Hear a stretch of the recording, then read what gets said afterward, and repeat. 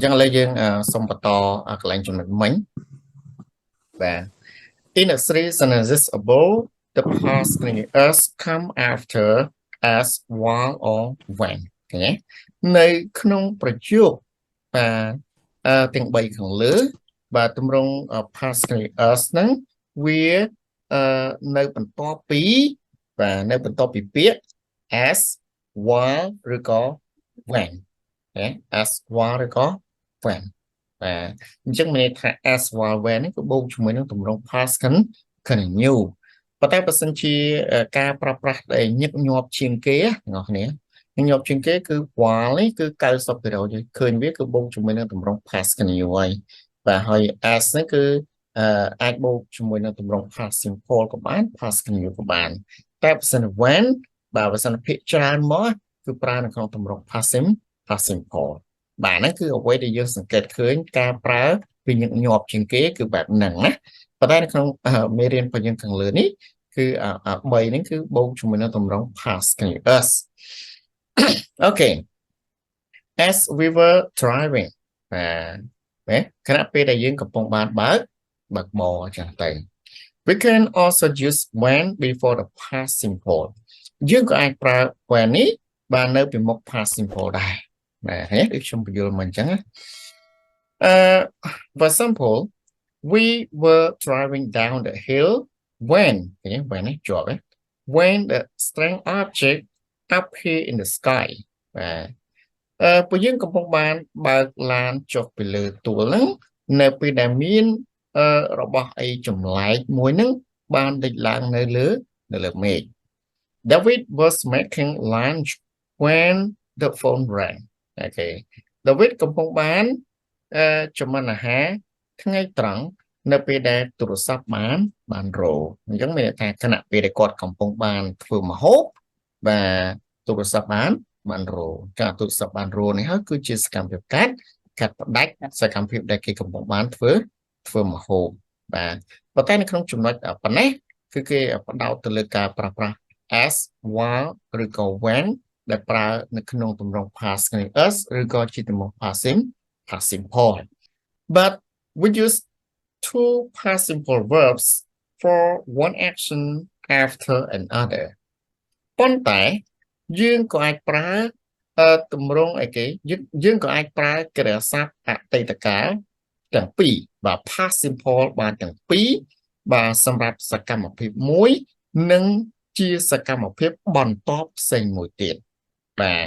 អញ្ចឹងឥឡូវខ្ញុំសូមបញ្យល់ទៅក្រោយបន្តិចទាំងអស់គ្នានិយាយថាបើសិនជាយើងប្រើ past simple ជាមួយនឹង past continue ឬក៏ past continue ជាមួយនឹង past simple ចង់សំដៅទៅលើសកម្មភាពកាត់ផ្ដាច់មែនទេបាទសកម្មភាពកាត់ផ្ដាច់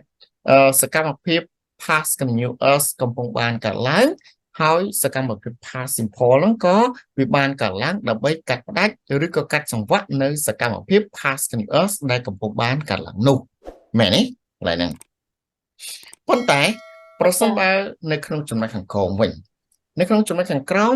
គឺគេបញ្ជាក់ថាកាលណាយើងប្រើ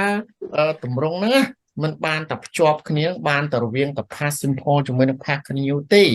យើងអាចប្រើ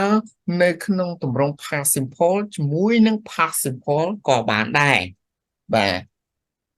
ទមិនបានកន្លែងហ្នឹងព្រោះជាទូទៅកាលណាយើងអានអំពីសាច់រឿងណាបងប្អូនអានអំពី story សាច់រឿងឯមួយបាទសាច់រឿងដែលចាស់ដែលគេលើកយកមកដំណើរសារឡើងវិញគឺ90%បាត់ទៅហើយសិតតែជាទម្រង់ past simple មែនទេបាទអញ្ចឹងកាលណាយើងប្រើ past simple បូកជាមួយនឹង past simple ចង់សម្ដៅទៅលើសកម្មភាពបែបណា past simple បូកជាមួយនឹង past simple មានន័យថាសកម្មភាពដែលកើតឡើងជាបន្តគ្នាបាទសកម្មភាពមួយបានកើតឡើងសកម្មភាពមួយទៀតក៏បានកើតឡើងជាបន្តគ្នាហើយខ្ញុំបញ្យល់ជាភាសាខ្មែរយើងយល់សិនដែរឧទាហរណ៍ថាការពីម្សិលមិញបាទសម្បត្តិបានចេញពីធ្វើការនៅម៉ោង5ណាគាត់មកដល់ផ្ទះនៅម៉ោង6កន្លះបន្ទាប់ពីមកដល់ផ្ទះហើយគាត់ក៏បាទទៅងូតទឹកបន្ទាប់ពីងូតទឹកហើយបាទគាត់ក៏បានទៅដើរលេងជាមួយមិត្តភក្តិរបស់គេប្រកបនៅមាត់ទន្លេ vàបន្ទាប់ពីបានត្រឡប់ពីដើរលេងម្ដងមកទៅលេហើយបាននៅសល់ពាក់កណ្ដាលមកជួញvàចូលរៀនគេឯងដែរឃើញទេអញ្ចឹងអាសកម្មភាពដែលខ្ញុំបាននិយាយមិញហ្នឹងគឺជាសកម្មភាព4-5 ម៉ាត់បាទអញ្ចឹងអាសកម្មភាព4-5នេះមិនមែនការឡើងនៅក្នុង present ទេគឺខ្ញុំ mention ខ្ញុំរំលឹកអំពីសកម្មភាពកាលពីម្សិលមិញឬក៏កាលពីម្សិលមួយថ្ងៃសកម្មភាពនឹងបានកើតឡើងអញ្ចឹងអាសកម្មភាពដែលបានកាត់ឡើងទី1ទី2ទី3ទី4ទី5ឬក៏ជាសកម្មភាពច្រើនជាងនឹងក៏ដោយសកម្មភាពដែលកាត់ឡើងជាបន្តគ្នាបែបនេះបាទគឺយើងត្រូវតែប្រើនៅក្នុងទម្រង់ past simple ទាំងអស់តោះនេះអស់នេះតោះយើងមើល example ប្រកែ when we saw the spaceship we stopped the car នៅពេលដែលយើងបានឃើញយានអវកាសហ្នឹងពួកយើងក៏បានឈប់ឡានតោះអញ្ចឹងមានន័យថាមុនដំបូងបើកំពុងរបាក់ឡាននេះបន្ទាប់ពីកលេចមើលទៅឃើញ spaceship ដែលគេបើកលើមេឃហ្នឹងគឺឬក៏គេបើកចុះមកក្រោមហ្នឹងបាទឃើញពុបឈប់ឡានឈរមើលទៅហ្មងបាទអញ្ចឹងអាសកម្មភាពហ្នឹងដែលគេហៅថាជាសកម្មភាពដែលកើតឡើងជាបន្តគ្នាបាទនៅក្នុងទម្រង់អតីតកាលអូខេ we saw it and then we stopped ពួកយើងបានឃើញវា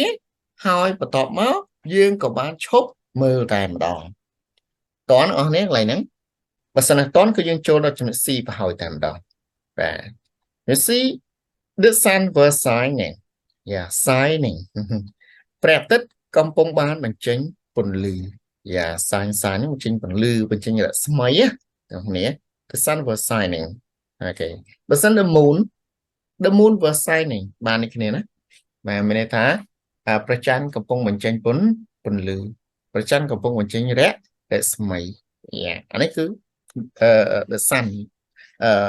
មិន the moon នេះ sorry ច្រឡំគ្នា sun moon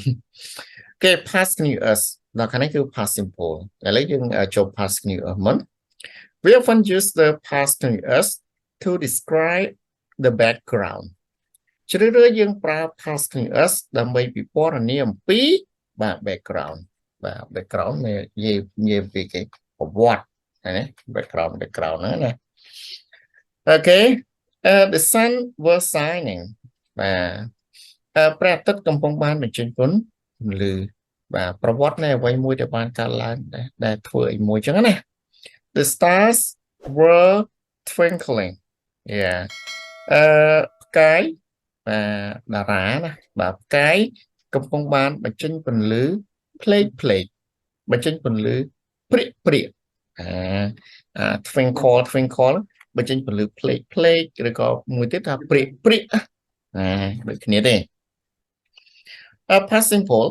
we use the past simple for action in a story នេះចូលไปយើងចូលអ្វីខ្ញុំបានបញ្យល់ខាងលើមិញណាពួកយើងប្រើ past simple សម្រាប់សកម្មភាពនៅក្នុងសាច់រឿងមានន័យថាម៉េចដូចខ្ញុំនិយាយមិញបងប្អូននៅចាំសកម្មភាពមួយបានកាត់ឡើងសកម្មភាពមួយទៀតបានបន្តហើយបានកាត់ឡើងបន្តទៀតរហូតដល់ចប់បាទ we arrived at the beach បាទពួកយើងបានមកដល់មាត់សមុទ្របាទ beach ហ្នឹងឆ្នេរខ្សាច់ឬក៏មាត់សមុទ្រណា the aliens land quietly yeah alien ហ្នឹងអីគេ alien yeah សាក់ alien alien បើយើងនិយាយទូទៅមាន alien ឬក៏មនុស្សក្រៅភពនេះអូខេបាទមនុស្សក្រៅភពបានចុះចតយ៉ាងស្ងៀមស្ងាត់អញ្ចឹងមានន័យថាបន្ទាប់ពីទៅដល់មាត់សមុទ្រហើយមានន័យថាមាន alien ហ្នឹងមានន័យថាមនុស្សក្រៅភពមកចុះចតមើលបាទគឺខាងជនជាតិគេស្លៀកពាក់ bikini មួយទឹកបាទអូខេតោះអញ្ចឹងឥឡូវគឺកន្លែងនេះមិនបាច់បញ្យល់លម្អិតទៀតក៏បានដែរ past simple មានន័យថាខ្ញុំបញ្យល់ខាងលើហើយសកម្មភាពមួយដែលបានកើតឡើងហើយសកម្មភាពផ្សេងទៀតគឺកើតឡើងជាបន្តគ្នាណាអូខេអញ្ចឹងឥឡូវទាំងអស់ហ្នឹងមានចំណុចណាមួយដែលអត់តាន់ឬក៏យ៉ាងណាគឺអាចសាកសួរឡើងវិញបានណាអូខេឥឡូវខ្ញុំបញ្យល់របៀបធ្វើលំហាត់តែបើយើងធ្វើអត់តាន់ទេអស់នេះខ្ញុំគាត់បញ្យល់ទេបាទអូខេទាំងអស់នេះយើងមើលនៅក្នុង exercise របស់យើងអូខេទី1គឺ past continuous or past simple បាទ anh ấy nhưng phải trong bây giờ là khang còn tiết đấy nè đi xa cứ miền cả bây giờ hào ấy và bây giờ là pi ở hai nhỉ cái đó David is always having accident và David nó tay và miền của nó chả chó. Yeah, his girlfriend Melanie is talking about some of the accident và Mr. và con nó mua Melanie nó cái bông tay chơi ở pí và cô thằng mà chừng nôn write her sentences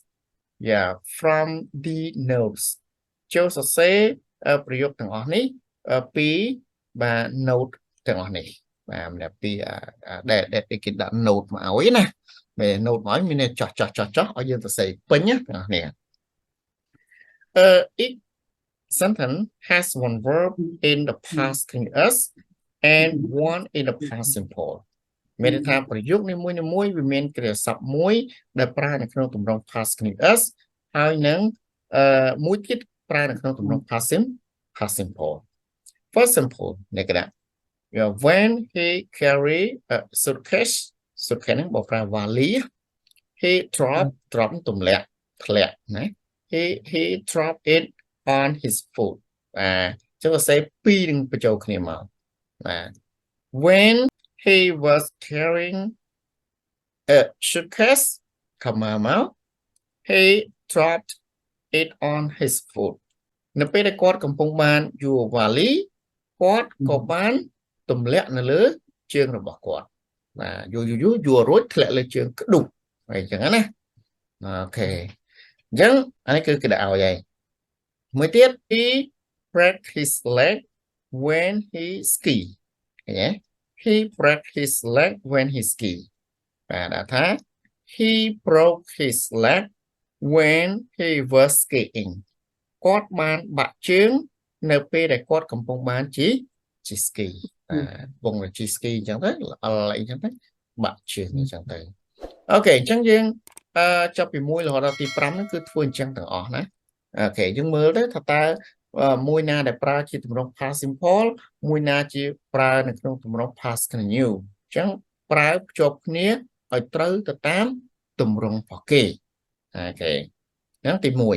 1ទី2បាទ past continuous or past simple បាទអញ្ចឹងនៅក្នុងមេរៀនរបស់យើងនៅក្នុងឯគេបាទនៅក្នុងមេរៀនរបស់យើងនេះគឺនៅក្នុងចំណុច A រហូតដល់ចំណុច B គេដាក់ put in the correct form of the verb បាទចូលដាក់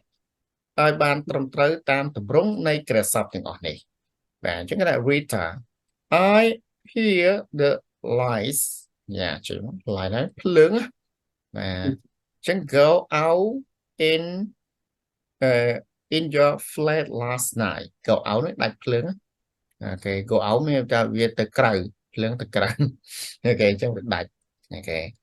I hear the lights went out អូខេអញ្ចឹងគេទៅសេជា past simple ទៅសេមិនត្រូវតាមទម្រង់ទាំងអស់គ្នាសូមបញ្ជាក់ណានៅក្នុងចំណុចនេះយើងត្រូវសម្រេចចិត្តថាតើគ្រាសព្ទឬក៏អ្វីដែលគេឲ្យជាបំរាប់នៅក្នុងវងកញ្ចក់ហ្នឹងវាជាទម្រង់ past continuous ឬក៏វាជាទម្រង់ past simple វាបានកើតឡើងឬក៏កំពុងបានកើតឡើងប៉ុណ្ណឹងឯងអូខេ read yes មកមានថាអាកន្លែងត្រូវចុច I watch គឺ I watch កន្លែងនេះអូខេ a documentary on TV when suddenly ចុចមកឃើញទេអញ្ចឹងមានថា yes I watch នេះគឺ I was watching a documentary ខ្ញុំកំពុងបានមើលឯកសារបាទឯកសារ documentary នេះគឺពីចឹងគឺស្មើឯកសារស័ព្ទណាបាទឯកសារស័ព្ទតាម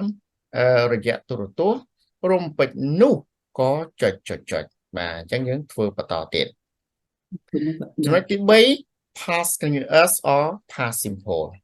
បាទអញ្ចឹងគឺដូចគ្នាបាទសម្រាប់ចិត្តទៅថាមួយណាណា find the second part of your each sentence ចូលស្វែងរកបាទនៅផ្នែកទី2នៃប្រយោគនីមួយyeah put each verb into the correct form ចូលដាក់គ្រាសព្ទនីមួយឲ្យត្រូវតាមទម្រង់តែក៏ពិតគឺទាំងអស់នេះគឺមួយខ្សែខាងឆ្វេងនេះផ្សេងហើយខាងស្ដាំនេះផ្សេង dương là cái nào chỉ matching và cụ công kia tệ hai cái lạnh pi cái cụ áo những cái example ở pi lừa nè ok when alarm clock rang nè ring nè ring mình chỉ rang mà nè he know the answer immediately và chẳng the matching cứ cái đăng thầm mùi nào hết cứ dương mà ta sẽ là khẳng khổ mọi và for example nè pi khẳng lừa mà nhé Vicky was having và cái have nó cứ having nhé Vicky was having a beautiful dream và when nó thằng mùi nè when the alarm clock rang này thằng mùi nè ok Vicky was having beautiful dream កំពុងតែសុបិនល្អនៅពេលដែលនៅពេលនោះទូរស័ព្ទនៅពេលនោះម៉ោងរោក៏បានរោឡើងឃើញទេមួយទៀត when Andrew saw the question he knew the answer immediately នេះ know ជា know ជា past simple បាទអញ្ចឹងនេះជា past simple ដែរនៅពេលដែល Andrew ឈ្មោះមនុស្សទេនៅពេលដែល Andrew បានឃើញសំណួរនោះភ្លាមបាទសំណួរនោះប្រពេចនោះគាត់ក៏ដឹងថាចម្លើយនឹងជាស្អីហើយតោះណា he knew the answer immediately មានថាប្រពេចនោះភ្លាមនោះអូខេគាត់ដឹងចម្លើយផ្លែតមកតោះអស់នេះកន្លែងហ្នឹងទីមួយគឺ matching សិនឲ្យត្រូវមួយណាបាទបន្ទាប់ពី matching ហើយយកវាមកទៅសេឲ្យពេញតើវាជារំង past simple មួយ past simple ជាមួយ past continuous ជាមួយ past simple ឬក៏បែបណាបាទ1 2 3 4បាទទាំងអស់មាន file ទាំងអស់នេះបាទគេដាក់លេខមកធំ 4 តាំងប៉ិតដូច file មែនទេ1 2 3 4 5បាទមាន5ទាំងអស់នេះអូខេអញ្ចឹងចំពោះការបញ្យល់នេះគឺចប់ហើយទាំងអស់នេះមានអីទៀតទេ